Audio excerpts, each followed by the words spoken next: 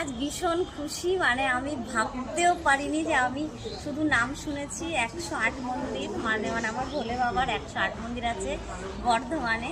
তো আজকে আমি এখানে এসেছিলাম একটা কাজে, তো এসে আমি ভীষণ খুশি। দেখছি তার পাশেই এই মন্দির, আমি জানতাম না।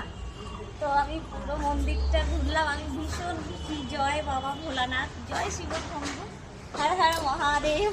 দেখো ভূতনাথ বাবা, মানে অবাক। সত্যি কথা বলতে আমি স্বপ্নেও ভাবিনি যে আজকে আমি এইখানে এসে পৌঁছাবো।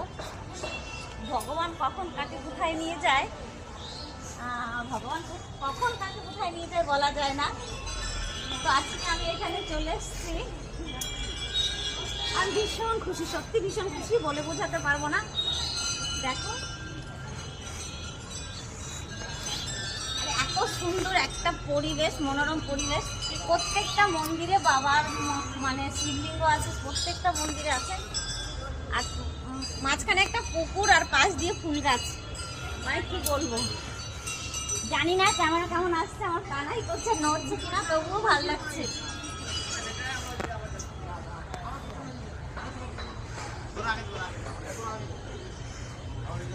বেশ রাখো একটা ছবি।